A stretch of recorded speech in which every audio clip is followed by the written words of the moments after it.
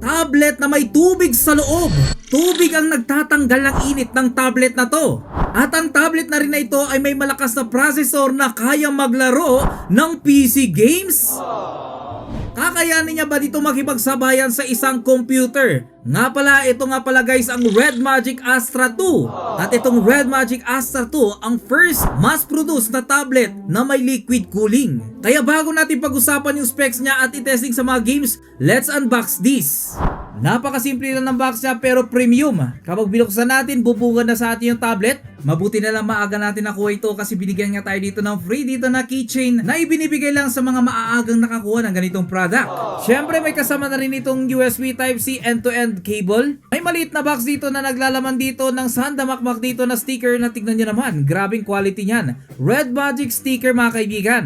So far yun lang, wala siyang kasama ditong charger brick pero kung dati ka na ditong may Red Magic phone, pwede mong gamitin dito. At syempre kagaya ng dati balot sa plastic pa rin dito ang Red Magic Astra 2 na dito nabubungad sa atin yung pinagbago ng kanyang disenyo. Kagaya ng Red Magic 11 at Red Magic 11S Pro, liquid cooling na nga ito mga kaibigan.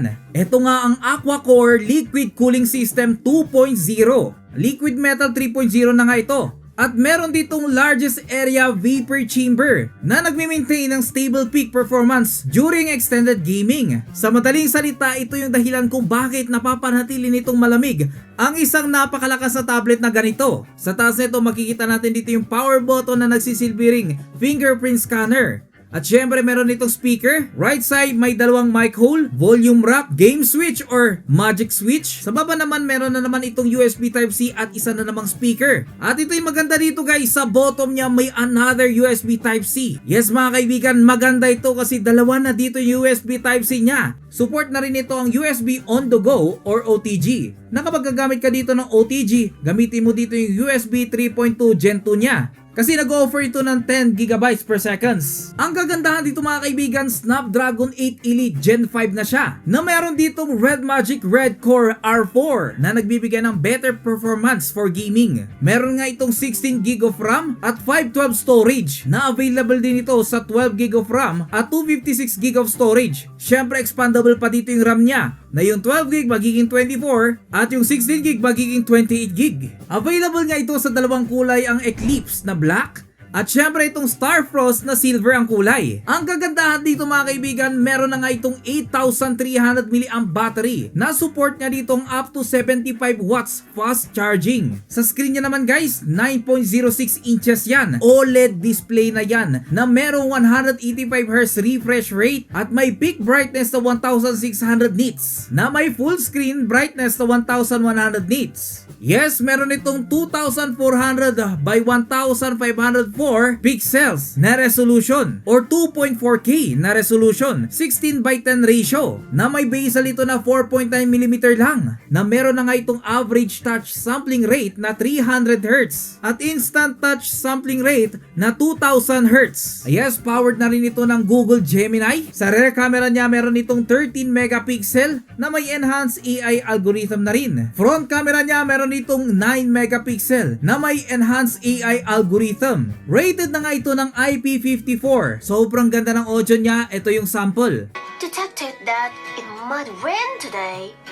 Captain, remember to bring an umbrella. Dahil gumagamit nga ito ng DTS-X Ultra Stereo Dual 1227 speaker. Gumagamit na rin ito ng dual axis linear motor. Colorful fluorescent RGB nga pala dito yung lighting effects niya na pwede mong i-customize yan. Of course guys, game test na rin tayo dito para masubukan naman natin kung kaya ba talaga dito ng Red Magic Astra 2 ang maglaro dito ng mga PC game o yung mga mabibigat na laro na usually ginagamit lang talaga sa computer. Kasi dito sa game space niya, may e-enhance dito yung gaming experience mo. Dahil dito sa Super Base, kapag kinlik mo yan, makikita mo dito yung Gravity X. Na sa totoo lang, dito na makikita mo na meron ditong logo ng Steam na ngayon lang natin susubukan dahil gagamit tayo dito ng Steam para makapaglaro dito ng mga PC games. Etong tablet na ito ay pwede mo nga gamitin dito ng mouse at keyboard. Syempre mga handheld controllers. At syempre, pwede mo itong gamitan ng monitor for bigger screen. Dito sa plugin library, marami mga option dito na makakatulong sa gameplay mo. Of course, the moment of truth, kaya ba talaga ng ganitong tablet ang maglaro ng mga PC games? Mga games na usually nilalaro lang sa PC kasi sobrang bigat. Kaya ng ganitong kanipis lang na tablet yon? Kaya naman sinubukan ko na nga siya.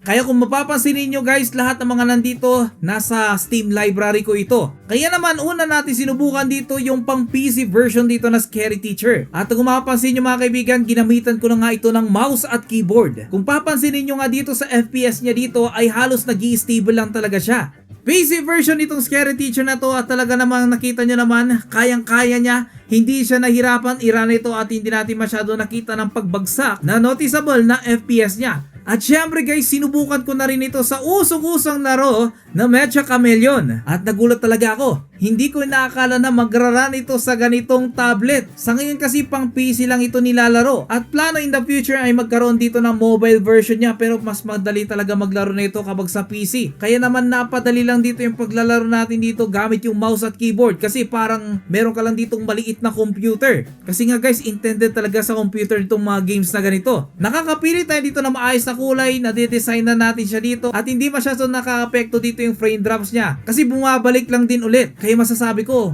playable dito yung Mecha Chameleon. Ang problema nga lang dito, may mga time na nadi-disconnect siya. Sa tingin ko, gawa nga ito sa games. Kasi PC game ito, sinubukan lang talaga natin sa tablet eh. Sinubukan ko rin ang isa sa pinakamabigat na laro ngayon ng Ultimate Epic Battle Simulator 2. Nasa totoo lang guys, dito magre-render lahat ng mga karakter at dito masusubo kung gaano kalakas dito yung processor at the same time yung graphics nitong tablet na to. Dahil sa totoo lang, kahit sa computer ko to nilalaro, nafe-feel ko pa rin dito yung pagkakaroon dito ng frame drops. Ngayon, kinaya niyang i-run dito sa ating tablet ang Red Magic Astra 2 at talaga naman playable pa naman siya. Although mapapansin natin dito na bumabagsak dito yung frames per second niya. Nasa totoo lang guys, kahit sa PC ko ito nilalaro, bumabagsak din talaga. Lalo na pag maraming karakter yung dinidisplay niya. Pero nakaka-surprise na kinaya dito ng ganitong tablet. Sino mag-aakala na sobrang lakas pala ng ganitong tablet? Red Magic Astra 2. Hindi ito computer pero tablet lang ito, pero kaya niya mag-run ng PC games. Kaya naman sinubukan ko dito paglabanin ng mga zombie versus dinosaur at tignan nyo naman guys, kung papansinin nyo, bumabagsak ng konti dito yung frames per seconds natin. Actually, mababa siya pero nadi-display niya dito na maayos. At sa totoo lang, nagagamit ko pa naman yung mouse at keyboard dito, hindi siya masyadong bagsak. Pero yung kagandahan dito hanggang sa matapos yung battle ng mga ito, ay hindi nag-exit yung laro. Kaya nakakagulat, tablet lang ito pero sobrang lakas sa games. Not just an ordinary games, it's a computer game. Of course guys, alam niyo naman sobrang bigat ng mga nilaro natin kasi PC game na ito. Kaya naman sinubukan ko siya i-check kung ano yung temperature niya at ganito nga yung temperature niya dito sa screen. At sinubukan ko ang hanapin dito yung pinakamainit na portion dito sa likod niya. At pumapatak lang naman ito ng 42. Pero banda dito sa cooling yun. So ibig sabihin natatransfer niya yung heat doon sa cooling niya? Natatanggal talaga? Pero ang kagandahan dito, pagkatapos kong exit yung mga mabibigat na laro na pang PC lang talaga nilalaro, bumabalik din, bumababa dito yung temperature. Of course guys, sinubukan ko na rin ito sa Genshin Impact at syempre tinaas ko lahat dito ng mga settings niya. Pati yung blur effect niya in-apply ko na. At tignan nyo naman mga kaibigan, sobrang smooth. Grabe, para ako naglalaro dito ng computer. Ginamitan ko na nga ito ng gamepad controller para mas ma-feel natin dito yung full display natin. Makailang beses ko nga itong nilaro at para ma-enhance natin dito yung display niya, ginamitan ko nga ito ng monitor at gumamit na rin ako dito ng ibang game controller. At ganito nga yung naging experience natin.